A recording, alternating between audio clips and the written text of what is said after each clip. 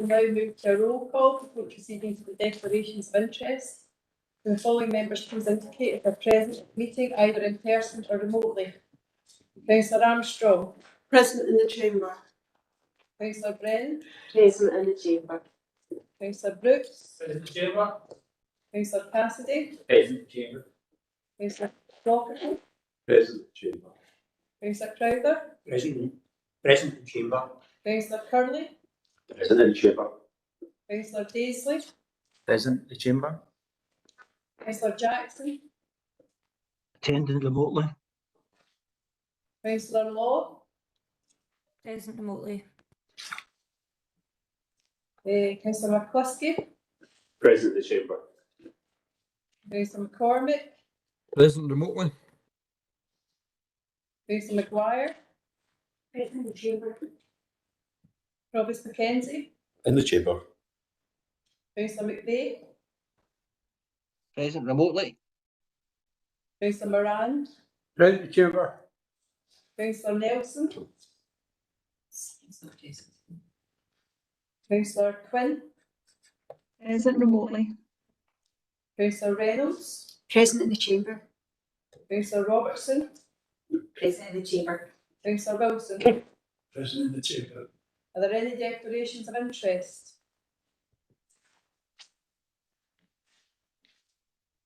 Thank you. Members, this meeting is being held remotely and also in person and will be filmed and recorded for live and subsequent broadcasts available through the Council's website. The Council is a data controller under the General Data Protection Regulations and the Data Protection Act of 2018. We broadcast and record Council meetings to fulfil our public task obligation to enable members of the public to observe the democratic process. Data collected during the process will be retained in accordance with the Council's published policies, available through the Council's website. Members of the Council are reminded that they should follow the Council's established meeting protocols, including around the use of the chat facility, and that comments made in the chat facility are visible to all participants in the meeting, which may include members of the public who have also received invites to the meeting. Members, we have one item on the agenda for consideration today, and that is the annual audit report to elected members and the Controller of Audit. And I would ask Mr. Puckrin. Yeah, before Mr. Puckrin, Mr. Strachan. Sorry, thank you, Boris. So, yeah, I emailed members yesterday, but just say that originally we were going to hold this on the 27th of October with the provisional timetable, but as you know, following consultation with members, we agreed to move it to today. So I think just for completeness, we should agree to suspend standing orders to consider the item today. Is that agreed, members? Agreed. Mr. Puckrin. Thank you, Provost, and thank you, Ian, for keeping me guide. The purpose of today's meeting and report is to consider the annual accounts and the annual report for 21-22. It's an opportunity to hear from the Council's external auditors, and here today you've got Brian Howard, the Audit Director, and Mark Laird, who's the local audit lead, if I can call it that, although we've been working remotely for a couple of years now. Mark, it's good to see you today. It gives members the opportunity to hear from the auditors and then ask questions of the auditors, and I'm more than happy to answer any questions as well, but it's really to get assurance from the auditors and hear what the auditors have to say about the annual report and the annual accounts. I would just like to take this opportunity to thank my team. As always, it's a difficult process closing the accounts, and this year was no different, but we have achieved the statutory deadline, which was the end of November, for closing the accounts, but also thank Mark, David, who's not here today, and the rest of the audit team for all their support throughout this process, and for the last 5 years. This is the last year that Audit Scotland, this team from Audit Scotland, will be auditing the accounts. And next year we've got the brave new world of KPMG and new auditors to face and deal with. So thank you, and if it's okay with you, that's what to find. Thank you, Mr. Puckrin. Thank you. Mr. Howard. Thank you very much, Provost. I don't have to follow the earlier presentation. My business is much more mundane and far less heartwarming. The audit of the accounts is complete, unless there are any matters which members wish to bring to our attention, and the auditing standards require to be mentioned, just 3 of those. One is whether there are any events since the end of the financial year, whether any legality issues or whether there are any suspected frauds that we need to be brought aware of. But subject to any of those matters not being required to brought to our attention, the council, subject to the council approval today, will move to sign electronically tomorrow the accounts, and everybody that's involved in that process should have had emails to that effect. If I can just talk about our annual audit report, which is on page 4 of your papers. Key messages are page 6. I just cover some of those promised, and I'm happy to take questions after that. As I said, paragraph 17 of our report, the audit opinion was clean. The audit was affected by some delays in getting evidence, and we note some control weaknesses in the area of payroll. The main adjustments to the audit accounts affected depreciation charges and non-current assets, including impairment of some assets which returned to the council this year. Just in terms of wider code issues, in terms of the financial performance, the underspend in services was around 1.4 million, mainly due to unfilled vacancies. The council actually is one of a minority of councils that, despite COVID funding and underspends this year, managed to reduce overall its general fund reserve position. Alan has told me that that's because the council there is quite agile in applying those COVID monies to sources. Many other councils are carrying forward increased significant reserves this year. In saying that, Inverclyde Council still has over £6 million of earmarked COVID reserves within its accounts. It's not unusual for the size of the council. Exhibit 4, we note there that the reserves have been reasonably consistent over the past 6 years.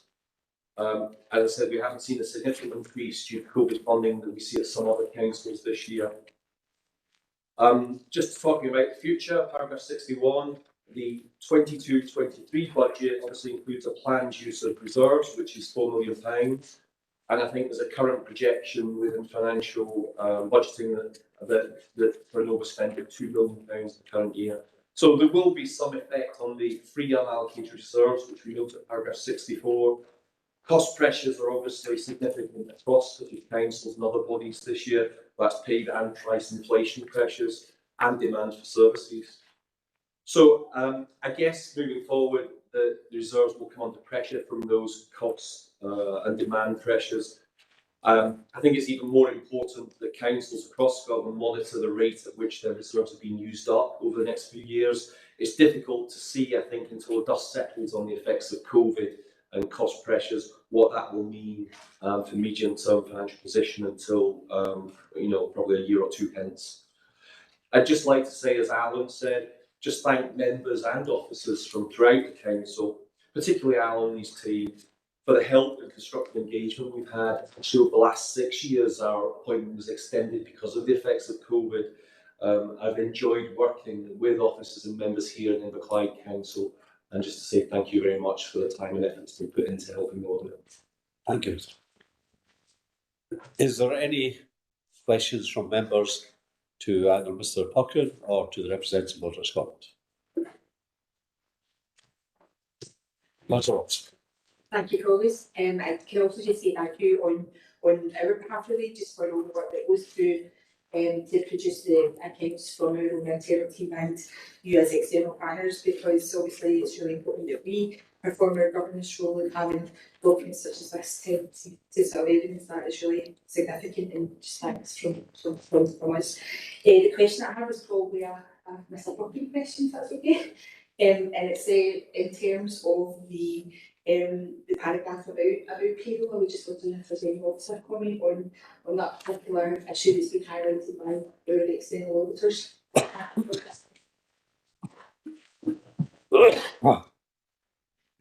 Thank you, and through you, Travis. I'll be able to pass on to Stephen McNabb, who will be able to give more detail. But the two issues that specifically impacted most were these long-term absences that we had in people who had a lot of the knowledge, and this flags up issues in a council our size where you've got sort of single-person dependencies, etc. Having two happening at the one time was, I have to say, unique The issues to do with the payroll controls, they've been previously flagged. There's been some progress made, but officers accept that there's more required to be done, and I'll work with Stephen and his team to ensure that these matters are sorted before the next audit. Thank you, Mr. Puckett. Mr. McNabb, would you like to add anything to that? No, I was basically going to say exactly what Alan said there, Provost. What I would highlight, it is a very small team, and we are aware of there are some single dependencies within that team because of the size of it.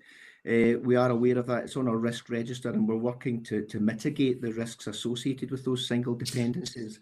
But in terms of the control elements that have been pointed out within the report, Alan's highlighted we have had some staffing issues throughout this year. I'm happy to say we've got posts filled now, and people have returned or returning from sick leave. So we're getting everybody up to speed. So we are reviewing the controls that have been highlighted, and we're working to make sure we've got appropriate controls in place. So just want to give members that assurance and maybe some explanation as to why this has appeared in the report today.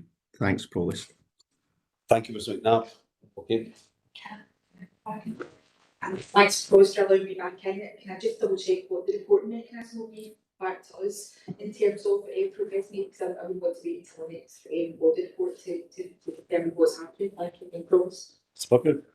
Thank you again, and to you, Provost. The actions here that are in the action plan in Appendix 1 will be reported every cycle to the audit committee. They're a standard reporting. Now, some of the dates are, a year or so hence, but progress will be reported by Andy Treisman, and members will be able to ask officers specific questions at the audit committee.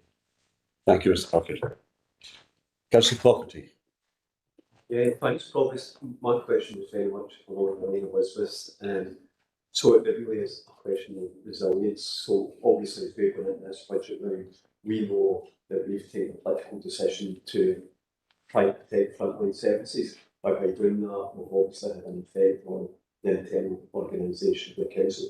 It's just to get some assurance on that resilience, and just to give us that wee for councillor's sake that okay, we can see in this and the whole reason why we're here today and not in October was that resilience, and it's just to give us some sort of assurance, and I think Stephen's probably done it already, that we have got enough staff to do our statutory duties like the audit for the council's sake.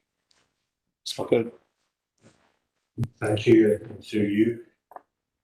There'll be very few teams in the council that if they were offered more staff wouldn't say yes, we'll take more staff, but the important thing is getting a balance that we've got. There are two issues I would imagine that we've got to balance. One is the number of people, the number of posts we've got, and the second one is attracting people to the organisation. And I think I said at this meeting last year that my approach has been over the last couple of years and will continue to be is growing our own, because I think we've got a lot of talent within Inverclyde. We're getting younger folk coming in and out of university, putting them on training programmes, having them qualifying as accountants. And so the demographic of the team has changed a bit. And it was, in terms of us getting this over the line, it was one of our new recruits who did a lot of the work, and I'd like to thank him for doing that. And in making sure that we could provide that cover. We've still got other people going through their training. Again, they're folk I genuinely believe if we employ local people and give them an opportunity that they will stay with the council and provide that continuity. And so that's what gives me the assurance. We've got 8 qualified staff, 8 qualified accountants in the whole council. It's not a huge number. It doesn't take much in the way of sickness and absence to lose that, but we are not atypical. Brian and Mark will be aware of other councils that have similar numbers of a similar size. There are some other councils that have bigger teams. But I think we're okay. But if you end up with losing a number of people, then sickness and retirals, then you end up with a problem. So the important thing is keeping that conveyor belt going, and that's what I'm trying to do through the training scheme. Thank you, Mr. Puckett. Councillor McGuire. Thank you, Provost. So that's great that you can ask that question on resilience. My question, and I suspect no, that's what I thought I'd ask anyway, just for completeness.